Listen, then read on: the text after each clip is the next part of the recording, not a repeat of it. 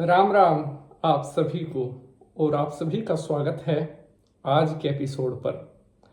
बहुत खास होने वाला है आज का यह एपिसोड। आज मैं आपको 4 ऐसी बातें बताने वाला हूं जो श्राद्ध के दिनों में अर्थात पितृपक्ष में सभी को ध्यान रखनी चाहिए। हर एपिसोड में होता है कुछ नया, कुछ ऐसा जो आपके जीवन में खुशियां लेकर आए, सुख शांति लेकर आए। जैसा कि आप सभी को पता है, साल 2025 अब कुछ समय के बाद पितृपक्ष आने वाला है। पितृपक्ष एक ऐसा समय होता है जो विशेष रूप से हमारे पूर्वजों के निमित्त होता है। हमारे ऐसे बुजुर्ग जो स्वर्ग सिधार चुके हैं, उनको प्रसन्न करने के लिए ये पितृपक्ष 15 दिन का होता है।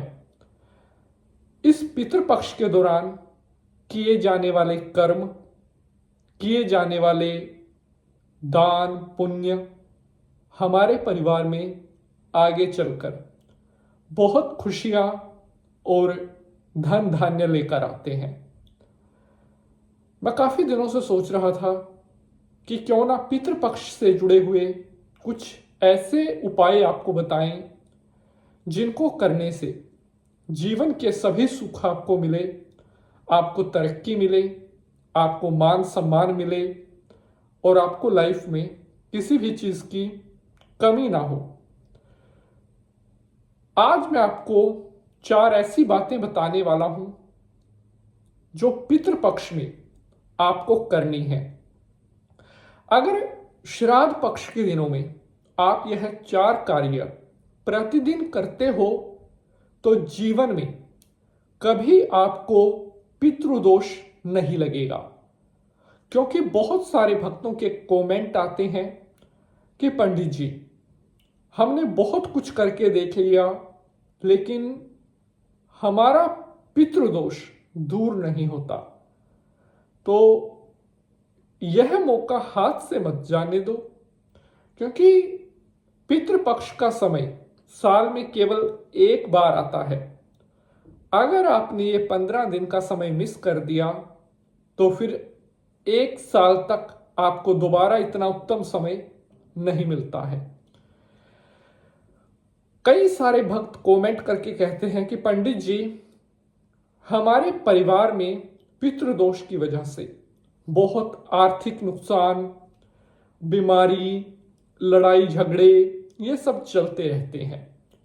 मैं आपको कहता हूं कि अगर आप इन सभी परेशानियों से छुटकारा पाना चाहते हैं और बचना चाहते हैं बुरे से बुरे पितृदोष से, तो यह 4 काम आपको पितृपक्ष में जरूर करने चाहिए। उसके बाद जीवन में आपको हमेशा खुशहाली मिलती रहेगी। तो शंकर भगवान को प्रणाम करते हुए प्रारंभ करते हैं एपिसोड को। ओम नमः शिवाय, हर हर महादेव। मैं पंडित नितिन शास्त्री, प्यार भरी राम राम। प्यारे बंधुजनों, अब मैं आपको एक एक करके 4 ऐसे काम बताने वाला हूं जो आपको आने वाले श्राद्ध के दिनों में जरूर करने हैं। पहला काम, श्राद्ध के दिनों में सुबह जल्दी उठें, देर तक नहीं सोना चाहिए। क्योंकि जो लोग श्राद्ध के दिनों में देर तक सोते हैं, सूर्य के निकलने के बाद भी सोए रहते हैं, ऐसे लोगों की कुंडली में और घर में हमेशा पितृदोष बना रहता है। इसलिए जब भी पितृपक्ष लगे, शुरू हो, तो आपने अपना एक नियम, आपका वैसे तो हमेशा होना चाहिए, लेकिन पितृपक्ष में सूर्य के निकलने से पहले आपको उठकर स्नान करना चाहिए, शुद्ध वस्त्र धारण कर लेने चाहिए। दूसरा कार्य, मेरी एक छोटी सी रिक्वेस्ट है, अगर एपिसोड पसंद आएगा तो इसे लाइक और शेयर ज़रूर करेंगे, क्योंकि बहुत मेहनत लगती है एक एपिसोड को बनाने में। तो दूसरा कार्य है कि पितृपक्ष के दिनों में आपने हर सुबह एक लोटे में ताज़ा जल भरकर उसमें थोड़ा गाय का दूध डालकर, थोड़े काले तिल डालकर, थोड़े ज्वारे डालकर, जौ, थोड़ा शहद डालकर आपने पीपल की जड़ में यह जल प्रतिदिन चढ़ाना है पितृपक्ष के दिनों में। केवल रविवार का दिन छोड़ना है।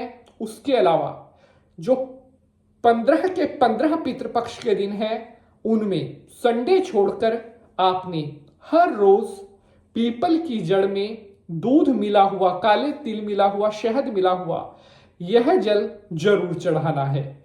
ऐसा करने से आपके पितृ देवता ठंडे रहते हैं, शीतल रहते हैं और आपको हमेशा अपना शुभ आशीर्वाद प्रदान करते हैं। तीसरा कार्य, श्राद्ध के दिनों में भूखे व्यक्ति को, वो कोई भी हो सकता है, कोई सफाई कर्मचारी है, कोई मांगने वाला है, कोई भिखारी है, उसे भोजन जरूर करवाना है। पितृपक्ष के दिनों में अगर आपको कोई भी भूखा व्यक्ति दिखाई दे तो बिल्कुल समय नहीं लगाना चाहिए। उस व्यक्ति को तुरंत प्रभाव से आपने, चाहे आप भोजन दें, अब बिस्किट दें, ब्रेड दें, जो भी आपके पास खाने का है वो आपने उसको देना ही देना है। ऐसा करने से आपके पूर्व जन्म का भी अगर कोई पितृदोष कुंडली में बना आ रहा था तुरंत प्रभाव से शांत होने लग जाता है। चौथा कार्य सबसे महत्वपूर्ण है, सबसे ज्यादा फल देने वाला है। अगर आप श्राद्ध के दिनों में ब्राह्मण देवता को अपने घर बुलाकर अपने पितृ देवताओं के लिए तर्पण करवाते हैं, जी हां, हमारे शास्त्रों में गरुड़ पुराण में कहा गया है कि श्राद्ध के दिनों में जो परिवार अपने पूर्वजों को याद करते हुए उनकी स्मृति में ब्राह्मण देवता से अपने पितरों के लिए तर्पण करवाते हैं, ऐसे परिवारों में कभी किसी प्रकार का कोई भी संकट, कोई पितृदोष, कोई किया कराया, कोई तंत्र मंत्र, किसी प्रकार की कोई अनहोनी, रोग, दुर्घटना, ये कभी ऐसे घरों पर कोई बुरी नजर नहीं डालती। किसी प्रकार की कोई संकट परेशानी ऐसे घरों में नहीं आती जो श्राद्ध के दिनों में अपने पूर्वजों के लिए तर्पण करवाते हैं। तो आई होप आपको आज का एपिसोड पसंद आएगा। जय माता की।